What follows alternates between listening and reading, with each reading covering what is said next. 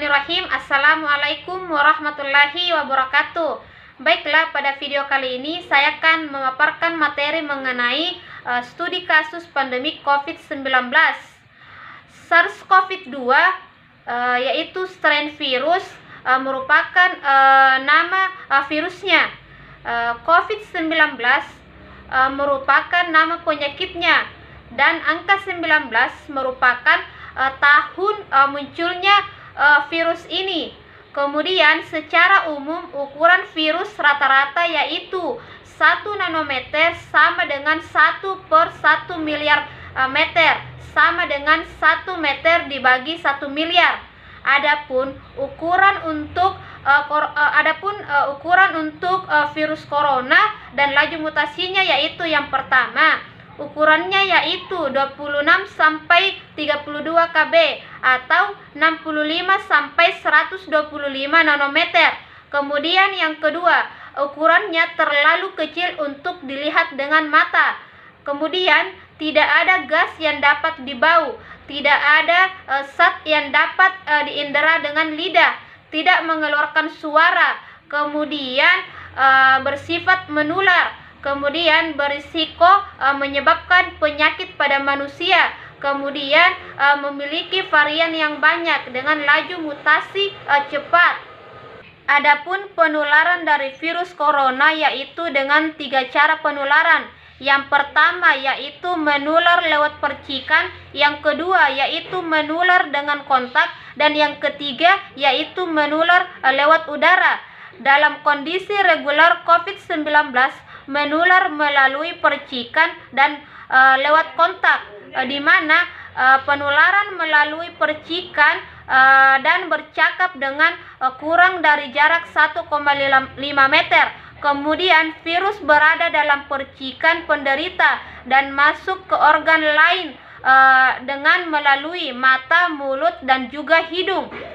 Penderita yang batuk dan menutup mulut dan hidung menggunakan tangan lalu berjabat tangan dengan orang lain, maka orang lain ini akan memegang hidung, mata, ataupun mulut tanpa sengaja. Oleh karena itu dianjurkan untuk menghindari kerumunan, di mana dalam hadis Amru ibnu As mengatakan bahwa wabah itu seperti api dan kalianlah bahan bakarnya, maka saling menjauhlah kalian agar api itu tidak memiliki bahan bakar yang dapat menyulutnya, dan akhirnya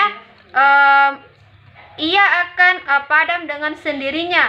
Maka sangat berisiko penularannya apabila dalam kerumunan. Kemudian melalui penularan melalui udara yaitu dalam kondisi khusus seperti tindakan medis yang menimbulkan aerosol, seperti tindakan pemberian ventilator yang menimbulkan dan menyertakan virus ke udara yang bisa pindah ke tenaga medis lainnya. Adapun manusia yang terpapar di mana virus mulai masuk ke dalam tubuh akan dihalangi oleh adanya imunitas humoral. Imunitas humoral merupakan proses terbentuknya antibodi, di mana 0 sampai 7 hari merupakan masa inkubasi dari SARS-CoV-2, dan 0 sampai 7 hari tubuh belum memiliki pasukan pembunuh atau antibodi yang bekerja di dalam imunitas humoral. Adapun imunitas humoral akan bekerja dengan baik apabila yang pertama, makan teratur baik kualitas maupun kuantitas, dan yang kedua tidak terlalu capek, yang ketiga tidur cukup, yang keempat tidak terlalu stres atau cemas, kemudian yang kelima sinar matahari setengah jam disertai oleh olahraga ringan. Kemudian yang keenam yaitu hindari polusi termasuk asap rokok. Jadi apabila imunitas humoral gagal, maka akan terjadi perbanyakan atau replikasi dari virus COVID-19 ini secara cepat.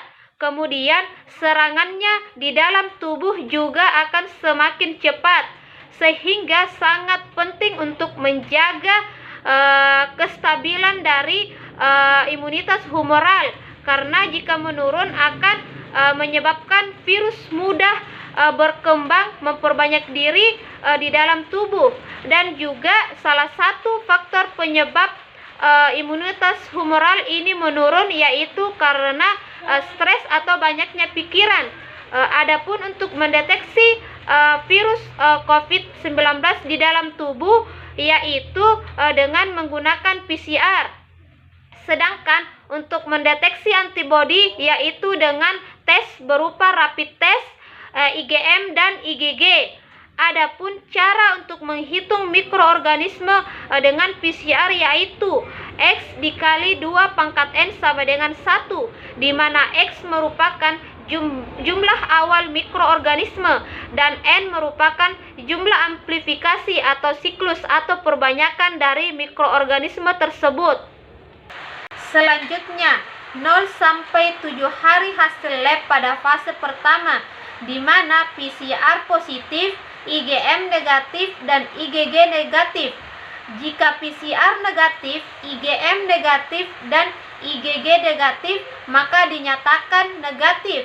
Kemudian setelah 7 hari hasil lab pada fase kedua, di mana terbentuk pasukan pembunuh IgM sehingga PCR positif, IgM positif, dan IgG negatif, di mana fase akut dan masih menular 7-14 hari, sehingga dianjurkan untuk melakukan isolasi mandiri, di mana setelah 14 hari maka dianjurkan untuk kontrol ulang IgM, IgG, dan hasil PCR-nya.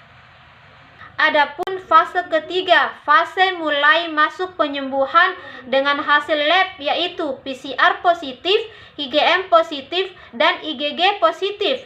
PCR positif, hal ini dikarenakan PCR tidak dapat membedakan antara virus yang sudah mati dan virus yang masih hidup, sehingga apabila PCR positif, IgM positif, dan IgG positif, maka menandakan bahwasanya virus sudah mati. Tetapi jika IgM positif dan IgG negatif, maka kemungkinannya yaitu virus masih hidup. Fase keempat yaitu fase pemulihan dengan jangka waktu 21 sampai 28 hari dengan hasil lab yaitu PCR positif, di mana PCR mendeteksi bahwa virus sudah mati, IgG positif, dan IgM negatif. Kemudian fase kelima yaitu fase penyembuhan, di mana PCR negatif menandakan virus sudah dibersihkan dengan IgG positif dan IgM negatif, di mana status PCR negatif, IgG positif, dan IgM negatif akan menetap seumur hidup. Tapi jika terjadi reinfeksi, maka hanya butuh 1 hari untuk membentuk IgM. Kuman tidak berkembang karena langsung dihantam atau dimatikan oleh IgM. Itulah materi dari studi kasus pandemi COVID-19.